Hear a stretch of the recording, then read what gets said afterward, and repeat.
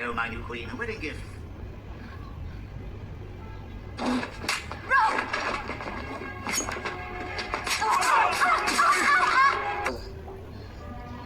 Lannisters and their regards.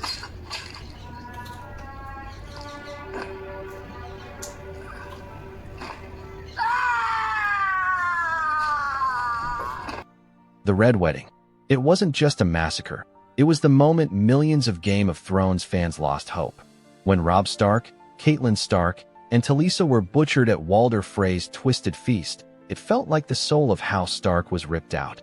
But what if that moment never happened? What if the Red Wedding failed? Or better yet, never took place at all? Let's dive into the alternate reality where House Stark not only survives, but rises. Let's rewind. Robb Stark is winning the war. He's young, bold, and undefeated on the battlefield. He crushes Jaime Lannister. He holds Harrenhal. Even Tywin Lannister respects him. The North is behind him. The Riverlands support him. And let's not forget, he has a direwolf the size of a small horse at his side. But we all know where it went wrong. He broke his promise to House Frey. Instead of marrying one of Walder Frey's daughters, he marries Talisa. A beautiful love story and a deadly mistake.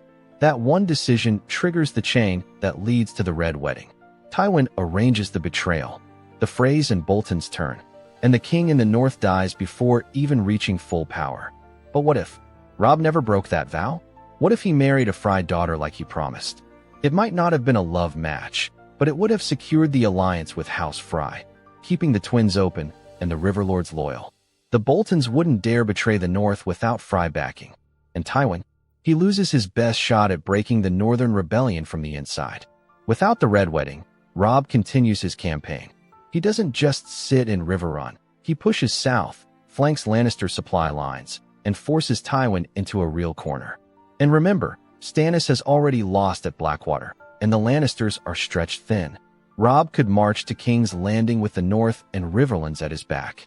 And then there's Arya. In the original timeline, she was just minutes away from reuniting with her family when the Red Wedding happened. In this version, she makes it inside the twins and sees her mother and brother alive. That one reunion alone would have changed her path entirely. Meanwhile, Jon Snow is still at the Wall, but news of Robb surviving and winning would have kept his loyalty strong. Maybe Jon never becomes Lord Commander. Maybe the North unites faster. And when the White Walkers finally come, the North is stronger and more prepared. Sansa's fate also changes. In the original story, the Lannisters use her as a political hostage. But with Robb still alive and a real threat, they might have been forced to send her back in a peace deal, reuniting another Stark with her family. And don't forget Bran and Rickon. In the real story, they're thought to be dead. But with Robb in power, he could send men to find them.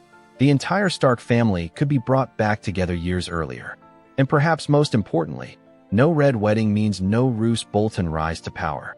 Ramsay never becomes Warden of the North, never takes Winterfell, and never marries Sansa.